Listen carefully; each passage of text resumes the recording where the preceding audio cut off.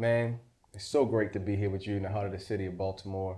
We have you here, Darin. You've been a meteoric, uh, you know, lesson for us in how music can really touch people. And we haven't seen anyone quite like you be a maestro with the Symphony Yeah. probably since Love Unlimited with Barry White, right? I mean, Yeah. there's nobody like what Yeah, that's you a do. great, yeah, great I mean, observation. that's really Yep, in yep. my viewpoint, you mean so much to the music world, and Soulful Symphony has just been such a jewel for all of us to see continue the blessings that you've been. Tell us a little bit about just what you believe about music.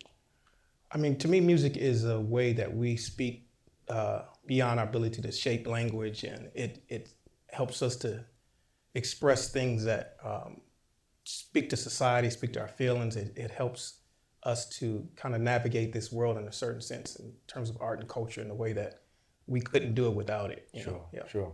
I mean, it's important vessel Yeah. and essential to us. Tell us about how you got started in music. As a kid, man, I actually in elementary school we had a very robust music program. Yeah. So I played trumpet in elementary school. DC public schools? Yep. Played trumpet, and then personally, my grandmother sent us a Wurlitzer upright piano when I was 4. My sister took lessons, so I kind of would go to her lessons, and just by the nature of the piano and music being in our home and being surrounded by it, whether it was personally and at school, I always tell parents whether or not children become professional musicians, just them being ensconced and kind of in the fabric of their lives, whether it's in school, the importance of that in school and in their personal lives. It kind of helps you develop and learn an appreciation for it. 100%. I mean, I think that young people have an opportunity through the arts to really become the best versions of themselves, right? Communication, teamwork, self-expression, and outlets, healthy outlets. Tell me about, in your life, how has music begun to shape the culture and the fabric of your community locally, just your family, your friends, your network? What does it mean to you in that regard? Well, I mean, I always say that without music, without arts and culture, we kind of leave people with the power of technology, sports, politics.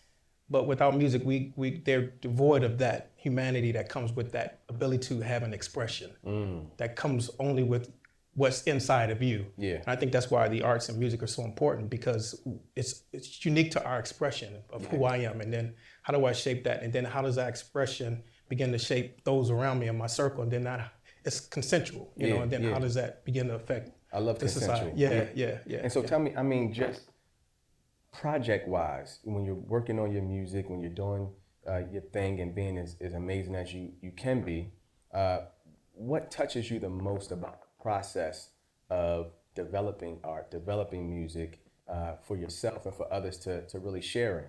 Yeah, for me, because I work on such a large canvas with the symphony, Right. I'm negotiating 100 musicians.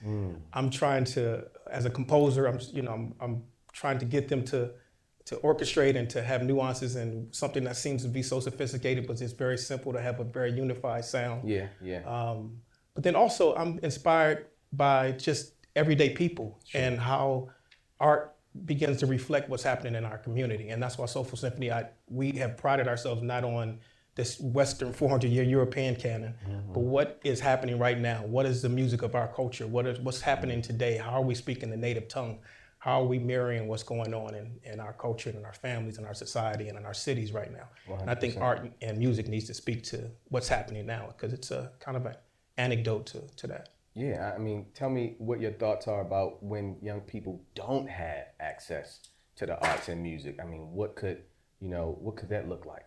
Yeah, I mean, they're poorer for it. I mean, I think that like I say, your character, your humanity, your expression, your ability to negotiate with peers, to express yourself beyond something that's just a systematic approach of education and pass and fail or A or F. I mean, it's just so subjective. And I think when you have some curriculum that's just objective, it kind of grays out the nuances of every individual and how that individual speaks to other individuals and how we negotiate and how we improvise on life daily and in that moment. I mean, that's all that culture is and music is. I say that we're creating that all the time.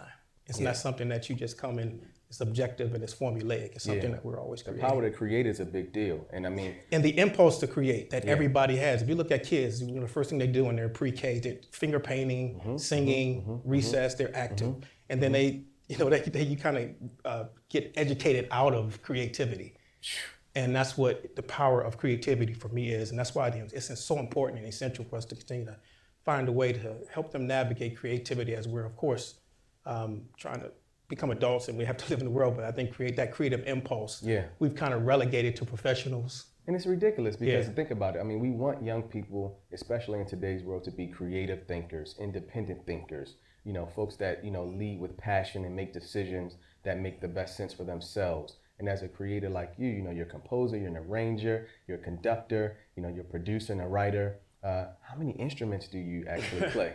I play piano principally, trumpet, and then a little bit of violin. And just because I'm a composer, I kind of have a little bit of knowledge of it. But back to your point, I think to that point, emotional intelligence and creative intelligence in this shared economy and this global economy, that's a key component that even in the corporate world right now, they're like, what's your emotional intelligence level? And how do you begin to negotiate with people unlike yourself as we begin to kind of carve out this next wave of what culture is? Yes, sir. Yep. Yes, sir. What could we begin to do as folks that believe what we believe to continue to pass that baton? I spoke with you just about your study and training under Dr. Nathan Carter and Morgan State here in Baltimore. I know that was a passing of a baton in some sorts, the experience there in Morgan. What do you believe young people still need from us as the leaders of this generation for the generation coming behind us? What can we do? Yeah, I mean, they need a framework. They need institutions. I always say that institutions are failing us in a sense because institutions were always something that shaped us. Now we use institutions as a performance stage. And so to have something that allows kids to have something that helps to shape them and that we're responsible. And it's transformation. Also as artists, I say that inspiration comes on the stage. You come hear me perform. That's very inspiring. Yeah. But the transformation comes when I come into school or when I'm in the community. So that two-stage phase of understanding and learning and interacting with the community is something that's so vital. And inspiration, man. I mean, I love what you're saying about inspiration. Tell me something about your inspiration. Who inspires you artistically, musically, whatever? Like, what gets you going? I always say it's just people. It's like this conversation. Please find an interruption. Mr. Briscoe, you're needed by Miss Shapiro's firm. Mr. Briscoe, you're needed by Miss Shapiro's firm. Thank you. Go to the question for front and Okay. so after he wraps up this question. Okay. Who inspires you? Yeah, I mean, for me, it's not so much. I mean, all artists inspire me, of course, but it's having a conversation like this with you. I mean, I think that our everyday interaction, we sometimes overlook how that informs who we are and how that informs our art and what we create. So I try to always be very intentional about how I'm engaging with everybody because that's the magic and that's the secret sauce to me. Yeah. You sing? Yeah, I sing as well. You sing publicly in the shower? Yeah, I sing publicly. Okay. Yeah. Is it comfortable for you? Some rapid questions. On a scale of 1 to 5, how well can you draw? Oh, actually, I drew before I played piano, so I would say probably 5. Wow. Yeah. Would you rather sculpt or paint? Paint. Yeah. Okay. Yeah. Sing your best rendition of Mary Had a Little Lamb. Oh, you put me on the spot. Mary had a little lamb, little lamb, little lamb. Mary had a little lamb, fever white as snow. Yeah. We already talked about the instruments. If you had a choice to be an artist or musician, which we clearly know you're a musician, but maybe not. But would you choose to be a different type of artist? Is there something else inside of you that you're thinking about, or just all music for you? It's not even all music. It's really like culture. I'm a big lover of culture. It can be theater, it can be dance, it's fashion, it's cuisine. It's just like the whole ecosystem of culture is my thing. Yeah. And did you start music playing by ear or reading? I started playing by ear. I could play everything. Growing up in DC, it wasn't too cool to play piano, so I would play like movie themes for the homies. Okay. That kind of thing. And then I started taking lessons when I was 11. Yeah. Who's your favorite artist of all time?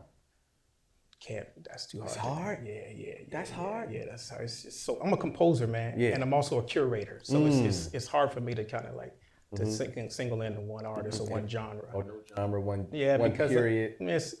I'm a curator of music as a symphony composer, so I'm always trying to serve the community in that certain period. So Yeah. This was great talking with you. Thank you, today, man. It's an honor, man. I really Yeah, appreciate absolutely. your time. You know what you do for us as young folks, artists, folks trying to make ourselves into a version of ourselves we can be proud of. You know what you've done in the community, what you've done with your work nationally, regionally, and internationally. It's just been a true blessing and an honor to see all the levels that you've become and continue to grow and develop. And you know, I continue to pray your success and your blessings to keep overflowing. What you're doing is amazing. You're an amazing guy, and thank you for being here today to talk about your belief in the arts. And anything else you want to talk to, share, or say to us today in reference to arts education, arts and culture, equitable access to the arts? Anything that's on your heart? I mean, just like to your point, just the cultural equity piece too, making sure that the access to the arts on a high level is accessible to all of our students and accessible to the community. I think that's important as well. Yes. And that we continue to keep a high level, a high standard. Yeah. And to combat this whole idea of this conformist culture, this mass media culture that kind of silos everybody into one thing. Yeah. To understand the They beauty want of us to being move like this. Yeah. Like we're talking about, to understand the beauty of regional and local and what's happening here in Baltimore. Yeah. And what that means. Yeah, Baltimore has a rich history rich, of man. what? So Tell- rich. Jazz, Callaway, 100%. Billie Holiday. I mean, just right around the gospel. corner on Pennsylvania Avenue. 100%. Very rich, man. So And why is it that we can't break through here? What's so tough about this region where folks that have so much I mean, you went to school with a lot of folks at Morgan and been in the area for a while. What's the deal? Why can't folks I mean, I break think through? I've been in LA, I've been in Dallas, I've just been all around the country. And it seems that Baltimore, we have an identity crisis. It's like the idea of having to be validated by something outside of yourself and not understanding the power of who you are here. Yeah. So I think the more we understand the power of who we are as a community and what our sound is and how indelible it is and how impactful it is, and across the spectrum of genres, R&B, gospel, classical, the arts, and then just coming together, coming together, consolidated. Again, institutions. I believe in the power of institutions to help shape and kind of give a governing body to what we are. Who we Shape are. and structure. Yeah, Make it make sense. Framework. Create the confidence also. Yeah. That unity creates confidence. Yeah, and then this is who we are. Yeah. Detroit has a sound, Memphis has it. It's like, let's define I think what Baltimore that has is. a unique energy. It's not much That's of a a great sound. point. That's a great point. It's That's a energy great that we point. have that we want to continue to pour into the hearts of the folks. Yeah. And I think there's a revolution happening. Yeah. I've been telling folks now for months, there's a revolution on the rise here in Baltimore with music, arts, and culture of all genres. And I think that the world has yet to see what Baltimore has to offer. And it's going to start with what we do in the hearts of our children. I believe so it. I really appreciate I you believe it. sharing this time with me today. Man, it's an honor. Yes. Thank you. Yep.